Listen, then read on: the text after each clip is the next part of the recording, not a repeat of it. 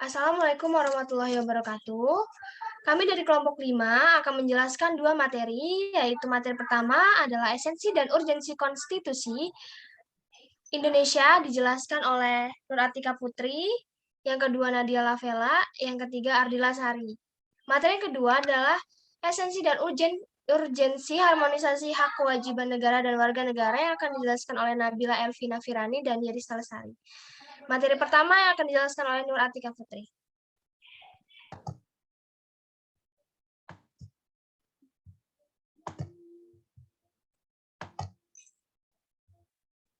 Esensi dan urgensi konstitusi Indonesia.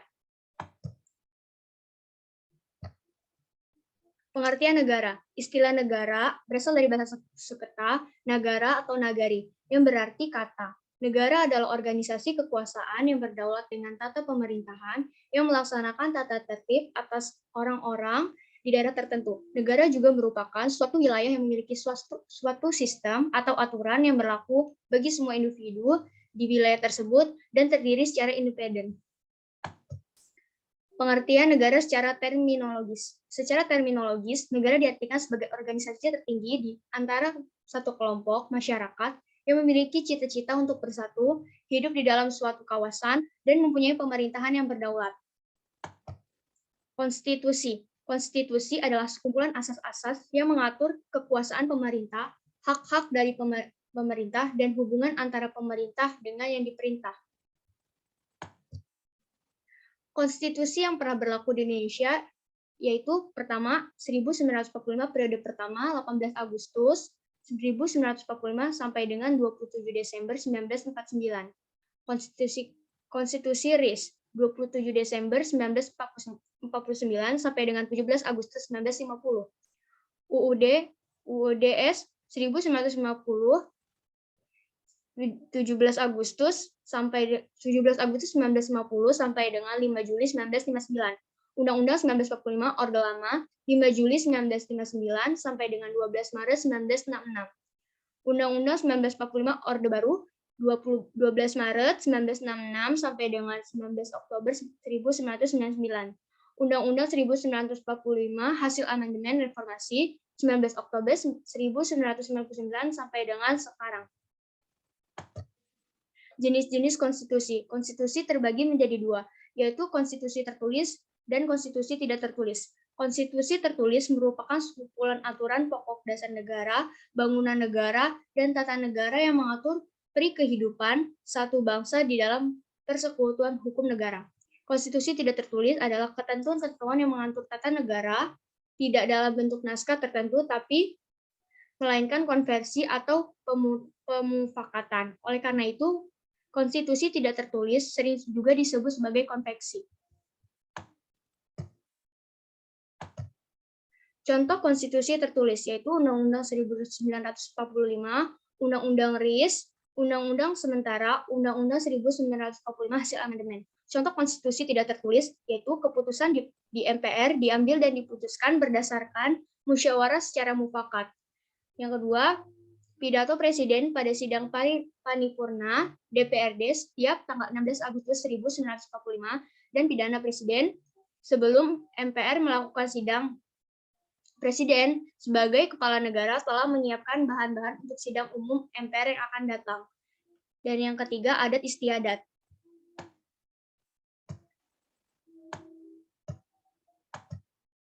Fungsi konstitusi secara umum. Yang pertama, konstitusi berfungsi untuk memberikan pembatasan kepada kekuasaan suatu pemerintah agar tidak terjadi pemerintahan yang bertindak sewenang-wenang. Konstitusi memiliki fungsi sebagai piagam atas lahirnya suatu negara. Konstitusi memiliki fungsi sebagai sumber hukum tertinggi. Konstitusi memiliki fungsi sebagai alat untuk melakukan pembatasan terhadap kekuasaan dari suatu pemerintahan. Konstitusi memiliki fungsi sebagai sebuah identitas nasional dan lambang negara. Konstitusi memiliki fungsi sebagai salah satu cara untuk memberikan perlindungan terhadap hak asasi manusia, sekaligus jaminan kebebasan untuk warga negara dari suatu negara. Tujuan konstitusi. Konstitusi bertujuan memberikan pembatasan sekaligus pengawasan terhadap kekuasaan politik. Tujuan ini berfungsi untuk membatasi kekuasaan pengusaha sehingga tidak melakukan tindakan yang merugikan masyarakat banyak. Konstitusi bertujuan untuk mengontrol kekuasaan dari penguasaan sendiri. Bisa juga memberikan perlindungan terhadap hak asasi manusia, sehingga adanya konstitusi, maka setiap pengusaha dan masyarakat wajib menghormati HAM dan berhak mendapatkan perlindungan dalam melakukan haknya. Konstitusi bertujuan memberikan batasan-batasan ketetapan bagi para penguasa dalam menjalankan kekuasaannya. Selain itu, memberikan batasan-batasan pengusaha dalam menjalankan kekuasaannya. Hal ini bertujuan memberikan pedoman bagi penyelenggara negara agar dapat berdiri kokoh. Contoh kasus.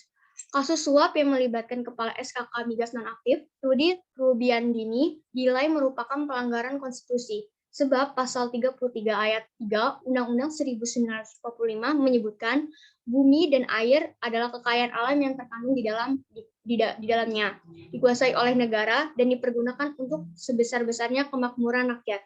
Dalam pasal 33 ayat 3 Undang-Undang 1945 sudah jelas disebutkan kasus SKK Migas itu nyata benar melanggar perintah konstitusi.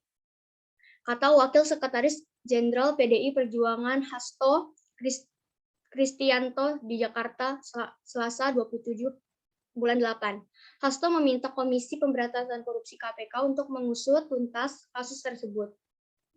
Siapapun, kalau terbukti ada aliran uang masuk untuk kepentingan pribadi dan kelompok harus diusut, tegasnya. KPK menetapkan Rudy Rubiandini, Kepala SKK Migas, Simon Tanjana, pemilik Kernel Oil, dan Devian Deverdi, pelatih golf sebagai tersangka. Rudy dan Deviardi diduga telah menerima uang dari Simon sebesar $400.000.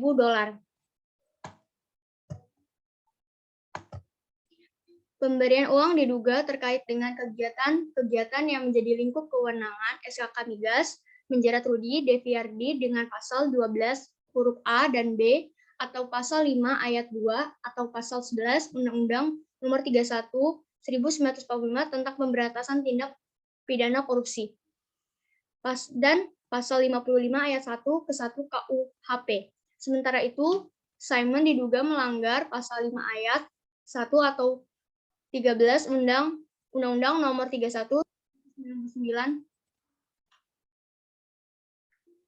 tentang pemberantasan tindak pidana korupsi Jo pasal 55 ayat 1 ke 1 KUHP. Dari hasil geledah, KPK mendapatkan barang bukti berupa dokumen. Selain itu, KPK juga menemukan uang dalam tas hitam sebanyak $200.000 di ruang Sekjen Kementerian EDHS bernama Wariana Karno. Di ruang kerja Rudy, penyidik mendapati uang $2.000, sing $60.000, dan kepingan emas berat 180 gram. Selain itu, didapat deposit box Rudy di Bank Mandiri. KPK menemukan $350. Seluruh uang tersebut kini dalam penyitaan KPK. Sebelumnya segera setelah peristiwa tangkap tangan, KPK juga menyita uang $200.000 dan sing $127 di rumah Rudy dan $90 di rumah pelatih golf Devian perantara suap ke Simon Rudy.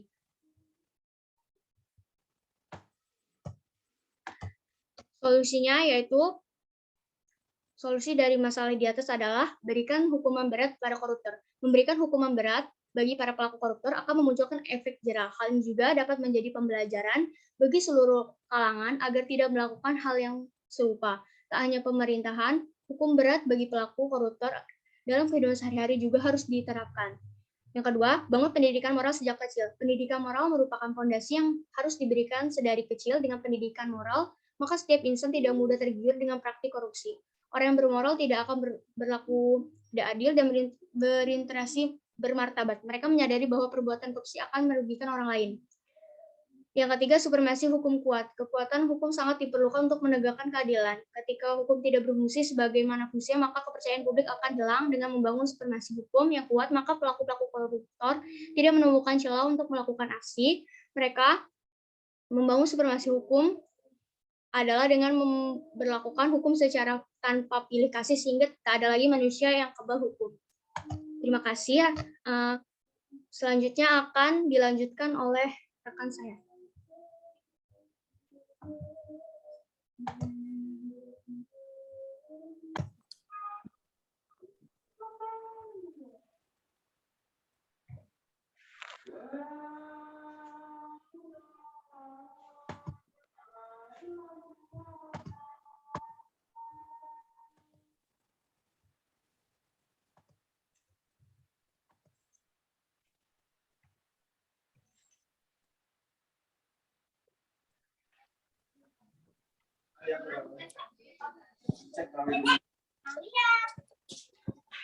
Selanjutnya saya akan menjelaskan juga tentang esensi dan urgensi Konstitusi Indonesia. Lanjutin.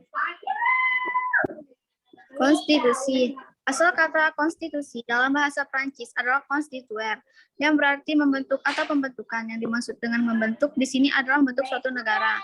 Oleh karena itu, konstitusi berarti menjadi dasar pembentukan suatu negara. Konstitusi menempati posisi yang sangat krusial dalam kehidupan ketatanegaraan suatu negara.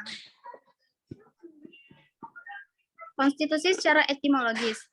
Dalam arti luas, konstitusi berarti hukum tata negara, yaitu keseluruhan aturan dan ketentuan atau hukum yang menggambarkan sistem ketatanegaraan suatu negara. Arti tengah, konstitusi berarti hukum dasar, yaitu keseluruhan aturan dasar, baik yang tertulis maupun yang tidak tertulis, yang mengatur bagaimana suatu pemerintahan diselenggarakan dalam suatu negara. Dalam arti sempit, konstitusi berarti undang-undang dasar, yaitu satu atau beberapa dokumen yang membuat aturan dan ketentuan yang bersifat pokok atau dasar dari ketatanegaraan suatu negara. Pada perubahan Undang-Undang 1945. Pertama, Undang-Undang Dasar NRI 1945 dihasilkan pada Sidang Umum MPR 1999 tanggal 14 sampai 21 Oktober 1999. Yang kedua, UUD NRI 1945 dihasilkan pada Sidang Tahunan MPR 2000 tanggal 7 sampai 18 Agustus tahun 2000. Perubahan ketiga, UUD NRI 1945 dihasilkan pada Sidang Tahunan MPR. Yang keempat, pada 2001 tanggal 1 sampai 9 November 2001, dan yang terakhir perubahan keempat, UUD NRI 1945 dihasilkan pada Sidang Tahunan MPR 2002 tanggal 1 sampai 11 Agustus 2002. Ada 3 hakikat konstitusi. Yang pertama, adanya jaminan terhadap HAM dan warga negara. Kedua, ditetapkan susunan ketatanegaraan yang bersifat fundamental. Yang ketiga, adanya pembagian dan pembatasan tugas ketatanegaraan yang bersifat fundamental. Kemudian fungsi konstitusi. Fungsi utamanya ada 2, yaitu 1. Membagi kekuasaan dalam negara. 2. Membatasi kekuasaan pemerintah atau penguasa dalam negara. Peran konstitusi. Yang pertama, pembatasan dan pengawasan terhadap kekuasaan politik. Kedua, membebaskan kekuasaan dan menetapkan penguasa. Ketiga, membatasi kewenangan tindakan pemerintah. Keempat, mengatur organisasi dan susunan pemerintahan. Kelima, menggambarkan struktur negara dan sistem kerja lembaga negara. Contoh kasus. Salah satu contoh nyata hasil perubahan konstitusi kita yang sangat penting bagi upaya penyediaan dana pembangunan nasional, yakni dalam hal pajak, di mana dalam pasal 23A berbunyi, pajak dan pungutan lain yang bersifat memaksa untuk keperluan negara diatur dengan undang-undang. Pasal ini menegaskan perihal pentingnya pajak bagi keberlangsungan kehidupan negara bangsa. Oleh karenanya, setiap warga negara hendaknya menyadari atas kewajibannya dalam membayar pajak tersebut. Wajib pajak harus membayar pajak ke kantor pos atau bank-bank yang ditunjuk oleh pemerintah. Dengan demikian, uang pajak yang dibayarkan oleh wajib pajak langsung masuk ke rekening kas negara untuk pajak pusat dan rekening kas daerah untuk pajak daerah. Selanjutnya, untuk pajak pusat, melalui Undang-Undang Anggaran Pendapatan dan Belanja Negara APBN, penerimaan pajak pusat dialokasikan untuk membiayai program kerja yang dikelola oleh pemerintah pusat maupun pemerintah daerah atau Pemda. Sedangkan untuk pajak daerah, melalui pembahasan APBD yang dilakukan oleh Pemda dan DPRD, penerimaan pajak daerah dialokasikan untuk membiayai program kerja pemerintah daerah. Lanjut. Pada tahun 2015, sesuai dengan Undang-Undang Nomor 14 Tahun 2015 tentang Anggaran Pendapatan dan Belanja Negara atau APBN tahun 2016, anggaran pendapatan negara direncanakan sebesar 1.823 triliun rupiah. Dari jumlah itu, penerimaan perpajakan direncanakan sebesar 1.547 triliun atau sebesar 84,9% dari total pendapatan negara. Penerimaan perpajakan terdiri dari penerimaan pajak sebesar 1.360 triliun dan penerimaan bea dan cukai sebesar 186,5 triliun. Adapun sisanya disumbang oleh penerimaan negara bukan pajak (PNBP) direncanakan sebesar 273,9 triliun dan penerimaan hibah direncanakan sebesar 2,3 triliun. Peningkatan peran penerimaan perpajakan terhadap pendapatan negara merupakan sinyal positif karena berarti anggaran negara menjadi tidak tergantung atau less dependent terhadap PNBP, yang salah satunya adalah penerimaan sumber daya alam. Artinya, pendapatan negara tidak rentan terhadap gejolak harga komoditas sumber daya alam. Pendapatan negara yang didominasi penerimaan perpajakan berarti pula bahwa aktivitas ekonomi berjalan dengan baik. Dalam APBN 2016, pos belanja negara ditetapkan sebesar 2.095,7 triliun yang terdiri atas anggaran belanja pemerintah pusat, anggaran transfer ke daerah, dan dana desa. Anggaran belanja pemerintah pusat selanjutnya dialokasikan oleh pos-pos pengeluaran yang tersebar di seluruh kementerian atau lembaga negara, termasuk untuk membayar bunga dan pokok pinjaman luar negeri, serta membiayai subsidi bahan bakar minyak, listrik, dan pangan, serta membangun dan merawat fasilitas publik. Akan tetapi, akan terasa janggal apabila penerima manfaat atas uang pajak dan penikmat fasilitas publik bukanlah seorang pembayar pajak atau wajib pajak. Padahal mereka yang dikategorikan kelompok ini bukanlah orang miskin, melainkan kelompok yang lalai terhadap kewajibannya kepada negara. Dalam kehidupan berbangsa dan bernegara, warga negara yang mampu tetapi tidak berkontribusi dalam pembangunan melalui pembayaran pajak dan hanya mau ikut menikmati hasil pembangunan dikenal dengan sebutan pedompleng pembangunan atau free rider. Solusinya, jadi kita sebagai warga negara yang baik, kita harus menjaga keseimbangan antara pelaksanaan kewajiban dan penuntutan hak kepada negara. Para mahasiswa bahkan harus menjadi pelopor sebagai wajib pajak yang baik dan secara melembaga harus mengedukasi masyarakat untuk menjadi wajib pajak yang taat. Sekian presentasi saya, selanjutnya akan dijelaskan oleh Ardila.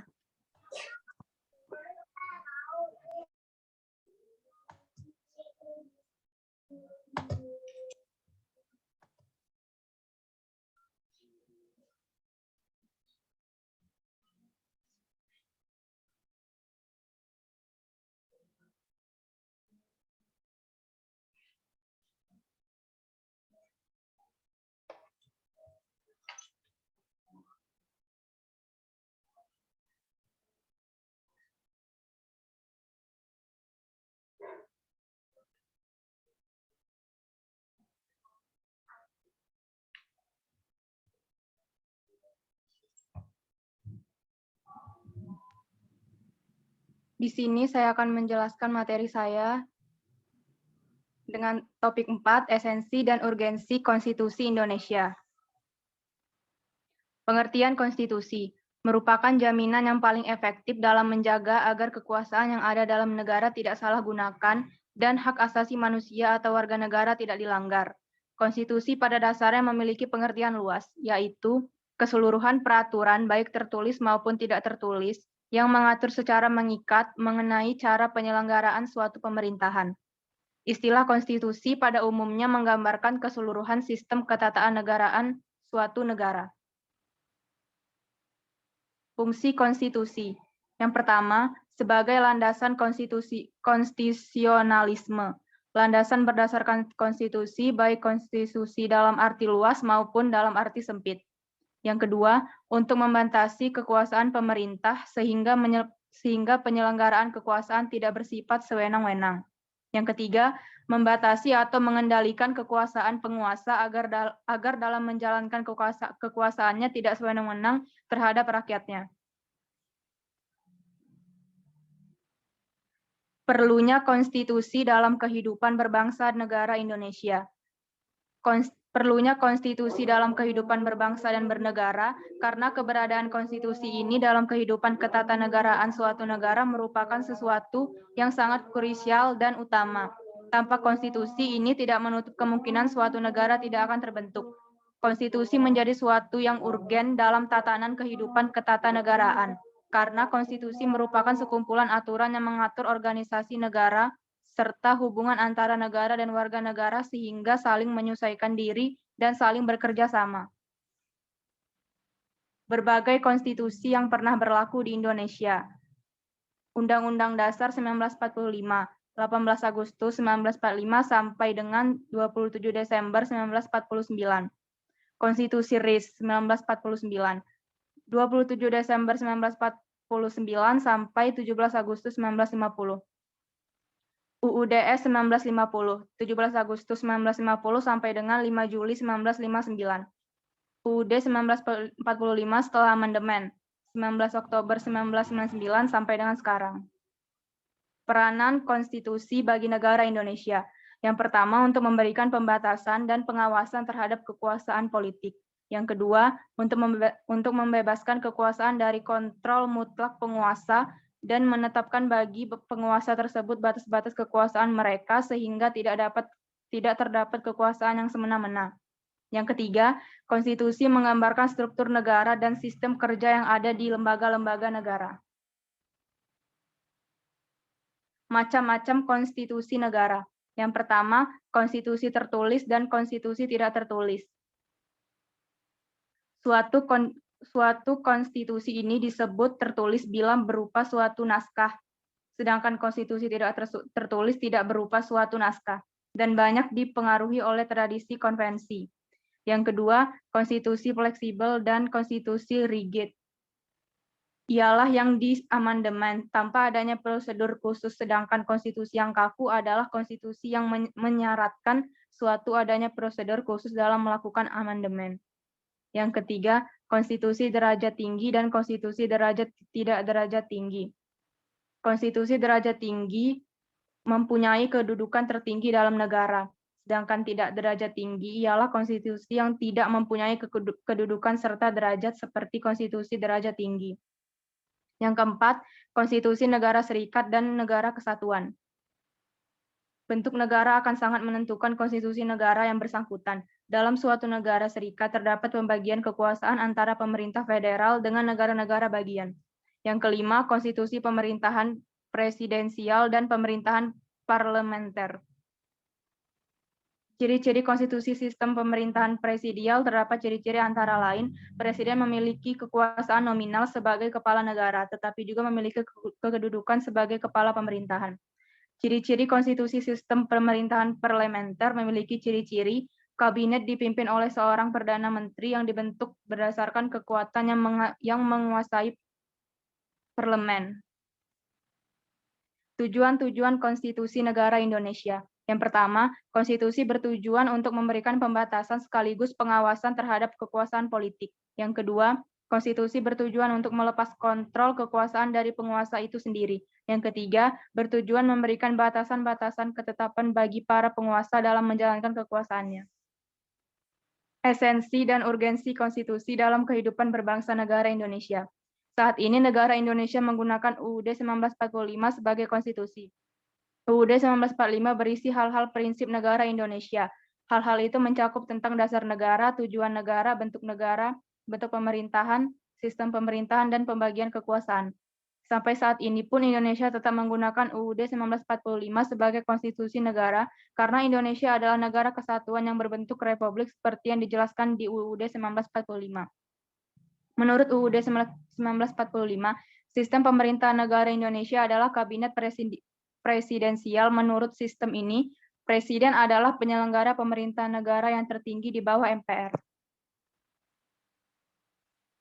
Contoh kasus tentang konstitusi di Indonesia. Desa Sri Tanjung Keagungan dalam Kecamatan Tanjung Raya dan Nipah Kuning Kecamatan Mesuji Kabupaten Mesuji Provinsi Lampung dengan PT Barat Selatan Makmur Investindo. Kasus Mesuji di Provinsi Lampung menyentak nurani rakyat yang sehari-hari bekerja sebagai petani atau petani penggarap. Harus menghadapi kekerasan senjata hanya karena mereka hendak mempertahankan lahan garapannya. Fakta yang muncul dari kasus Mesuji yang diduga mengakibatkan jatuhnya sekitar 30 korban tewas dari kalangan petani setempat membuat mata kita bahwa pemerintah telah mengabaikan perlindungan kaum petani. Adapun perkara yang terjadi itu terkait dengan konflik perebutan lahan antara petani dan pengusaha atau instansi pemerintah. Petani adalah petani apalagi petani penggarap sebenarnya tidak bermaksud memiliki lahan dan tanah yang ada, tetapi hanya ingin mengolah tanah untuk menyambung hidup. Menurut Sadat, dalam kasus Mesuji diduga ada unsur pelanggaran HAM yang dilakukan aparat. Hal ini dilihat dari sejumlah bukti yang ditemukan. Konflik itu sendiri memiliki indikasi pelanggaran HAM. Sejumlah bukti seperti selongsong peluru, luka akibat sangkur, dan pengakuan saksi bahwa seorang korban sebelum meninggal dunia menyebut adanya sosok aparat keamanan yang turut menyiksanya. Semua itu harus diverifikasi. Solusi dan penyelesaian pada kasus.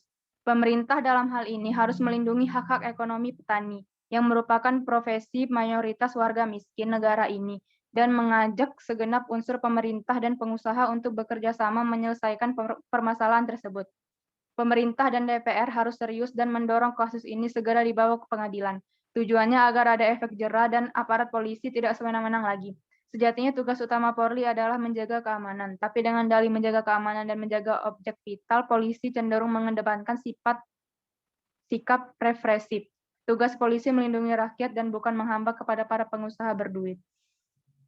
Sekian presentasi saya, selanjutnya akan dilanjutkan oleh teman saya.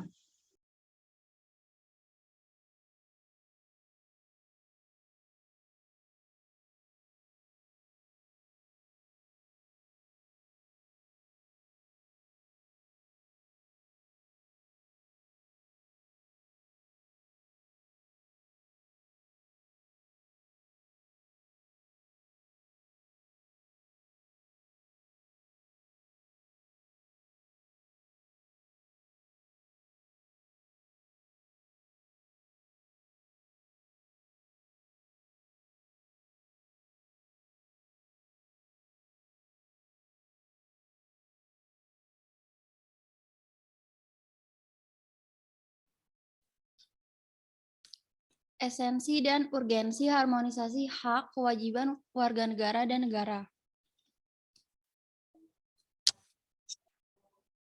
Konsep dan urgensi harmonisasi kewajiban dan hak negara dan warga negara, hak dan kewajiban asasi merupakan konsekuensi logis daripada hak dan kewajiban kenegaraan, juga manusia tidak dapat mengembangkan hak asasinya tanpa hidup dalam organisasi negara.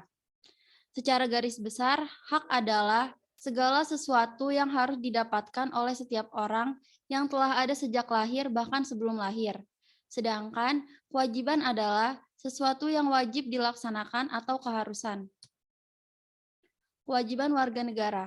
Yang pertama, wajib menaati hukum dan pemerintah. Yang kedua, wajib ikut serta dalam upaya pembelaan negara. Yang ketiga, wajib menghormati hak asasi manusia dan orang lain. Yang keempat, wajib tunduk kepada pembatasan yang ditetapkan oleh undang-undang. Yang kelima, wajib ikut serta dalam usaha pertahanan dan keamanan negara. Hak-hak warga negara. Menurut pasal 27 ayat 1, berhak untuk mendapatkan perlindungan hukum. Pasal 27 ayat 2, berhak untuk mendapatkan sebuah pekerjaan serta kehidupan yang layak. Pasal 28D ayat 1, berhak untuk mendapatkan sebuah kedudukan yang sama di mata hukum serta pemerintahan. Pasal 29 ayat 2, bebas untuk memilih atau memeluk serta menjalankan keyakinan agama yang dipercayainya. Pasal 28 memiliki untuk hak yang sama pada kemerdekaan berserikat, berkumpul, serta mengeluarkan pendapatnya secara lisan maupun tulisan sesuai dengan undang-undang yang berlaku. Yang keenam, berhak untuk memperoleh pendidikan serta pengajaran. Asas-asas kewarganegaraan. Asas ius sanguinis yaitu asas yang menentukan kewarganegaraan seseorang berdasarkan keturunan. Asas ius soli yaitu asas yang menentukan kewarganegaraan seseorang berdasarkan tempat kelahiran. Yang ketiga, kewarganegaraan tunggal, asas yang menentukan satu kewarganegaraan bagi setiap orang. Yang keempat, asas kewarganegaraan ganda terbatas, yaitu asas yang menentukan kewarganegaraan ganda bagi anak-anak sesuai dengan ketentuan yang diatur dalam undang-undang. Status warga negara. Yang pertama, apatrid. Apatrid yaitu adanya seorang anak atau penduduk yang sama sekali tidak memiliki kewarganegaraan. Kedua, bipatrid yaitu adanya seorang anak atau penduduk yang memiliki dua macam kewarganegaraan sekaligus atau kewarganegaraan rangkap. Pengertian dan syarat negara. Negara adalah organisasi kekuasaan yang berdaulat dengan tata pemerintahan yang melaksanakan tata tertib atas orang-orang di daerah tertentu. Negara juga memiliki suatu sistem atau aturan yang berlaku bagi semua individu di wilayah tersebut. Syarat sebuah negara adalah memiliki rakyat, wilayah, dan pemerintahan yang berdaulat. Sedangkan syarat sekundernya adalah mendapatkan pengakuan dari negara lain. Tugas negara. Yang pertama, mewujudkan kesejahteraan umum. Yang kedua, menjamin penghormatan terhadap martabat manusia. Yang ketiga, pemastian terciptanya keadilan hukum. Fungsi negara. Fungsi keamanan dan ketertiban. Fungsi pelaksanaan ketertiban ini untuk mengatur masyarakat agar tercipta kehidupan bernegara yang baik sesuai dengan tujuan dan cita-cita negara. Yang kedua, fungsi kesejahteraan dan kemakmuran. Berupaya agar masyarakat dapat hidup dan sejahtera, terutama di bidang ekonomi dan sosial masyarakat. Yang ketiga, fungsi pertahanan. Negara wajib melindungi rakyat, wilayah, dan pemerintahannya dari berbagai ancaman, tantangan, serangan, dan gangguan baik dari dalam maupun luar negeri. Yang keempat, fungsi keadilan. Fungsi untuk menegakkan keadilan bagi seluruh warganya meliputi seluruh aspek kehidupan lewat badan-badan peradilan di bidang politik, ekonomi, sosial budaya, pertahanan, keamanan, dan lain-lain. Kasus Trisakti dan Semanggi merupakan kasus pelanggaran HAM terkait dengan gerakan reformasi yang dipicu oleh krisis ekonomi tahun 1997. Krisis ekonomi terjadi berkepanjangan karena fondasi ekonomi yang lemah dan pengelolaan pemerintah yang tidak bersih dari KKN. Dalam kasus tragedi Trisakti 1998, para anggota polisi dan militer atau TNI yang terlibat dalam kasus itu telah merenggut hak hidup mahasiswa Universitas Trisakti dengan cara menginjak, memukuli, dan menembak mahasiswa secara brutal. Akibat dari peristiwa itu, 6 orang dinyatakan tewas dan 16 orang lainnya mengalami luka parah. Solusi. Menurut saya, penyelesaian dengan memberikan sanksi dan peringatan sesuai dengan Undang-Undang HAM, karena kasus tersebut sudah merupakan pelanggaran HAM yang berat. Oleh karena itu, dalam menyelesaikannya harus benar-benar adil, karena sudah merenggut nyawa beberapa orang tersebut. Serta untuk mencegah kejadian ini terulang kembali, sebaiknya memberikan himbauan di lingkungan masyarakat, serta menegakkan HAM yang lebih disiplin dan bertanggung jawab. Memberikan pendidikan karakter yang dilakukan di rumah ataupun di sekolah dan lingkungan sekitar rumah.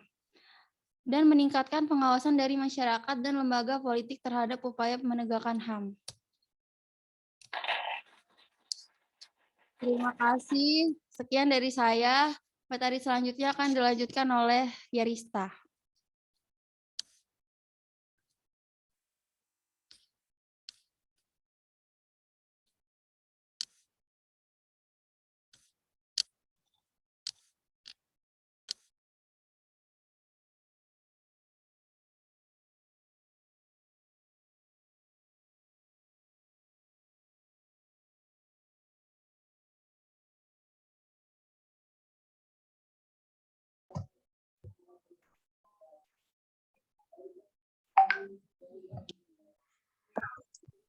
Baik, selanjutnya saya akan menjelaskan materi kedua tentang esensi dan urgensi harmonisasi hak dan kewajiban warga negara dan negara.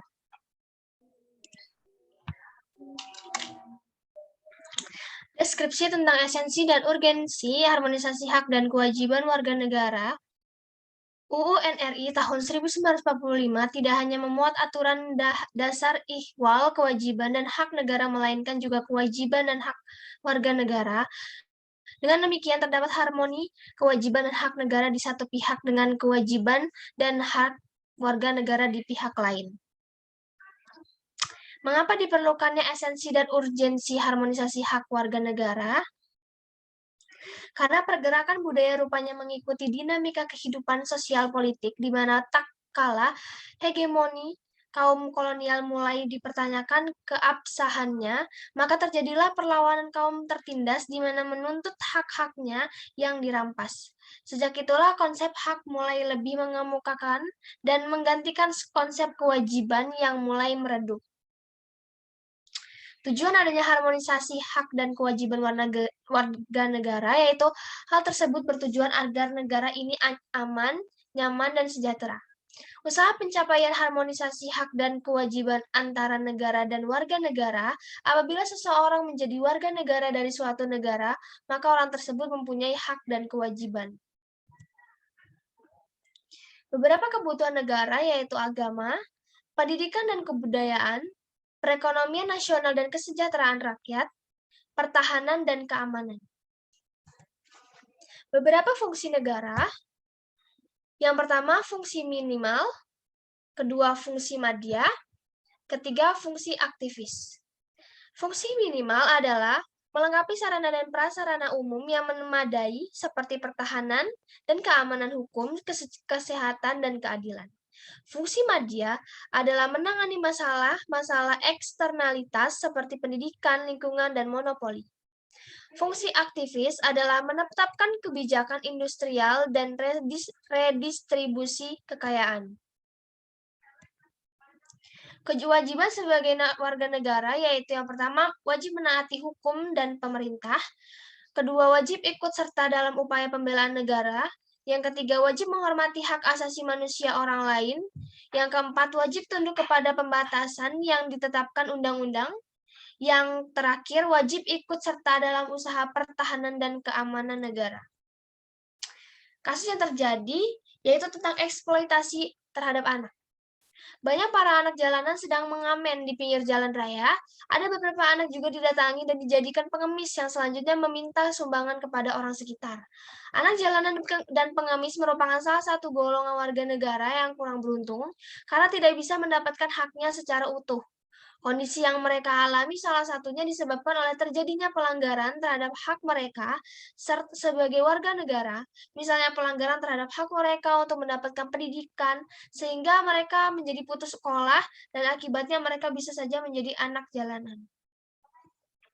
Solusinya yaitu pelaku harus diberikan hukuman yang berat atas kasus eksploitasi anak. Untuk meminimalisirnya, pemerintah juga harus memberi pemahaman kepada masyarakat luas tentang Undang-Undang Perlindungan Anak, sehingga masyarakat paham dan bisa membantu pemerintah untuk melindungi anak-anak dari kasus eksploitasi.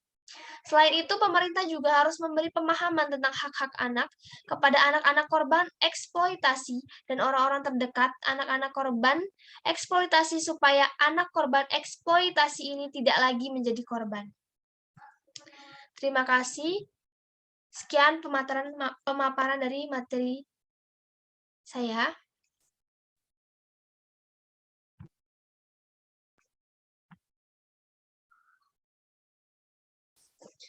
Baik, di sini saya akan mengambil alih moderator.